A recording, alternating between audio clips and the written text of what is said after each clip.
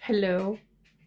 I must say I'm a bit nervous about recording this video because I've had a YouTube channel before, but it was about makeup and I talked English there, but it's been a while since I made videos. So, well, I'm not used to being in front of the camera anymore or speaking English. And I can tell you right away, I'm filming with my phone. So if I'm not looking at you, it's because I'm looking at myself to see that I'm in frame. And the reason I'm not having the glasses on right now is this. How annoying is that?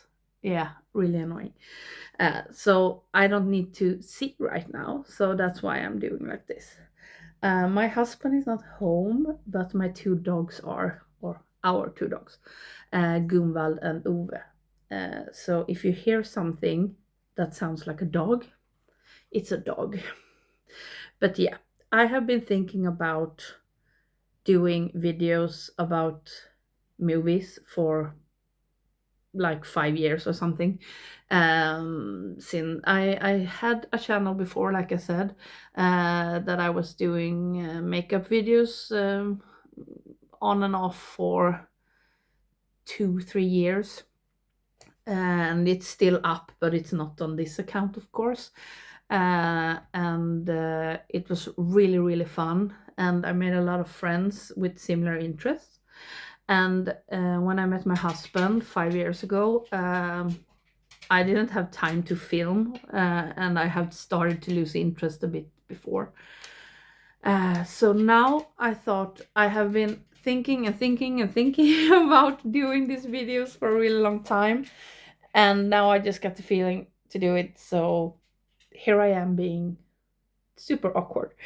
Yeah, and I will try not to say yeah too many times, but probably will now in the beginning. And I thought this movie, why do I call it movie? I don't know, but this video was going to be generally about our collecting. So if I put up a collection video or something like that, I can just refer to this video so I don't have to explain everything. And I usually never put down what I'm going to say, but I have some cliff notes here so I don't forget everything. But I can tell you that I have always loved movies. My parents had a lot of movies, and I have studied movie. What's it called? Film studies, maybe. So I have a master's degree in that, and I started out having around 3,000 DVDs. And then I kind of stopped collecting it because I lost interest because I didn't have anyone to share it with. But when I met my husband in 2020, please, Ove, uh, he is also very interested in movies, and we have very different knowledge about movies, you can say. And then we started collecting again. And now we have almost 10,000 movies, and I'm not counting duplicates or something like that.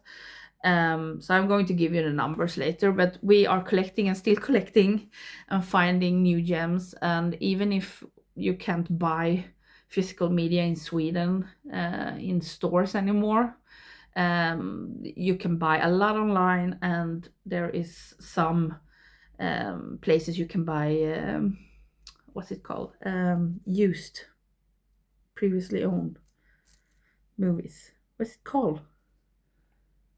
Second hand, yes. uh, and now Ove is watching me and judging me. I'm sorry, I don't edit my videos very much either, so sorry about that. But yeah. And the thing is that when you collect a lot of movies, people always question, oh, do you just take everything? And we are very particular about our collection, which it doesn't sound like. But all movies that we buy, we always have the intention of watching it. We don't want a lot of movies in our collection that we don't want to watch.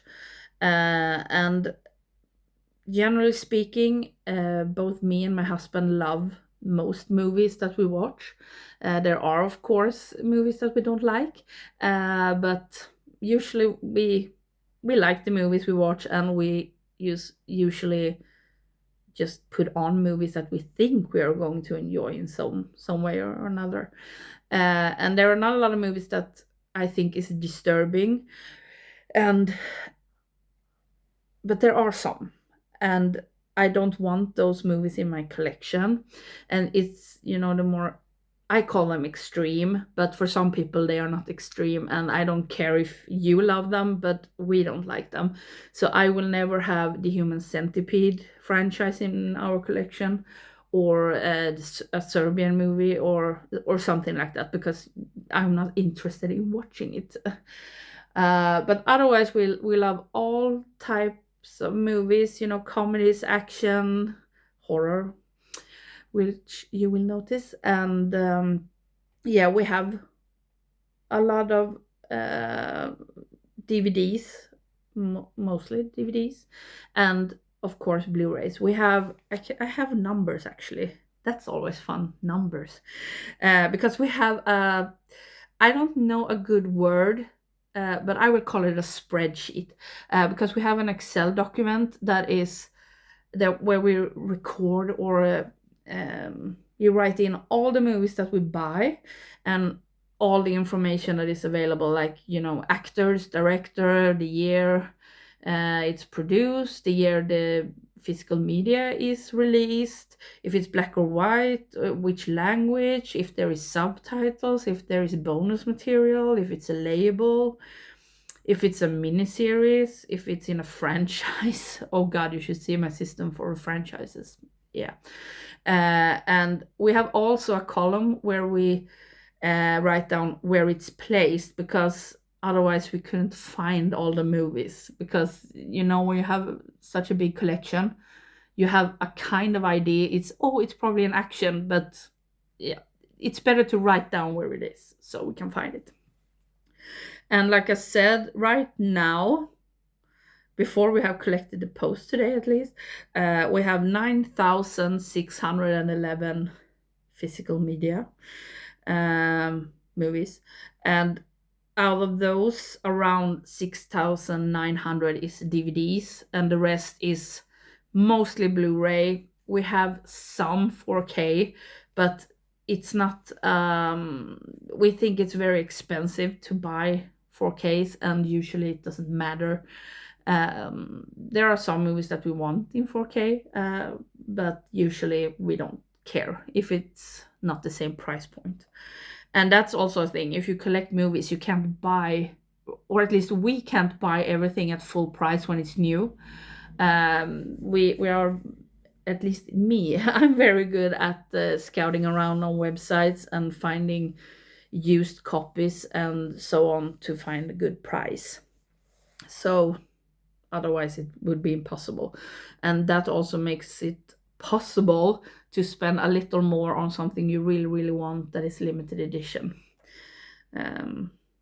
But it's really easy to get FOMO. But yeah, we also have movies in two places. We have what we live in a house, and we have something that we call an extra house, because it's not connected, so you can walk indoors to that house. But in that house we have like it's storage and a laundry room and a retro room where we have all our video games and so on, and we have all our movies. Used to have all of our movies, but right now we have around 6,000 movies out in the extra house. And in our living room where I'm sitting right now, we have the rest, so around 3,700, whatever. And the movies we have inside in the house is all the horror movies, because that's my favorite category of movies. And so mostly horror. I'm looking around, so that's why. And we also have some shelves with our favorite movies that are not in the other categories that are inside, that we have. And then we have action franchises, superhero movies, some directors, like we have Tim Burton and John Carpenter and Ingmar Bergman. And we love Italian, especially Italian movies from 60s, 70s, and 80s. And I'm not talking about the fancy ones. I'm talking about giallo, spaghetti westerns, and that type of movies, Eurospy and such. So we have all of those inside, and also other movies from other countries, from the same time period, and also the horror classics. And since I am like I am, this is going to be a very long and confusing video. I'm sorry, but that's why I want to have it in one video, so I don't have to say this every time. But we have divided our movies in categories. So we have, for example, horror and comedy and drama and sci-fi and adventure and so on. And we have begun to categorize within those categories as well. So just to give you an example, but in adventure we have like swashbucklers, treasure hunt, pirates, swords and sandals, time travel, and so on. So it's easier to find, because just because you want to see an adventure doesn't mean you want to see Robin Hood. So it's divided like that. And in horror, there are subcategories, and within the subcategories, there is subcategories. For instance, we have slashers. That's a horror subcategory. But in slashers, we also have like camping, school, hellbilly, meta, and one that I have created myself called Fuck This Town. And we have, for example, Psycho People is one category. And in Psycho People, we have Obsession, and I Met a Psycho. I think Creepy Community is under there as well. And we have Myth and Occult and so on. So we have divided it in, but there is not so small categories that there is no movies in them. But it's really hard, especially when you haven't seen all the movies. And we usually buy, I would say 90% of the movies we buy are blind buys, because when we watch movies, we usually watch movies we already have. So we don't watch movies if we are not going to the cinema or something like that. Otherwise, it's just movies we own. We don't like to watch on streaming and so on. So when we buy movies, it's usually blind buys if it's not a movie we saw when we were young and found. Young, yeah, turning 40 in 2 weeks. Never mind. So we have a lot of movies we haven't seen. I have seen around maybe a third of all of our movies. But since I met my husband, we have watched maybe half of that, maybe 1,000. I thought I looked it up and it was around 1,600 we have watched together that we own. But we have, for example, watched all of the James Bond movies before, but we have also watched them together. So yeah, and we rate all our movies on Letterboxd. So we have a rating system that I have done, just to be a guide, not we must do it like that. It's more a feeling, but if you feel unsure, it's a good guide of how you should think. And it's from 1.5 to 5, so typically it's 10, a 10 grade, but that's what they have on Letterboxd, so that's what we use. And I will link our Letterboxd accounts down in the description. And also I write reviews on Instagram on House of Gunvald. They are for now in Swedish, and they are just short comments. And I also write our rating for that movie. But if you want to look it up, I will also link that. And I will show our movie collection in bits. And I can tell you right away that some categories, because a movie usually doesn't fit in just one category. So we have some movies that you think, oh, it should be in that category. And it could be wrong because we haven't watched all the movies. So I have just done based on the description of the movie where it's supposed to be. But when we watch it, we may realize it's supposed to be in some other place. But for instance, we have maybe some spoilers here if you haven't watched these movies, but we have the Blair Witch Project, for example. It will be in the found footage category because I love found footage, and some may argue that it should be in the witch category we have, but or in the woods or whatever. But if I was going to look for it, I would look in the found footage.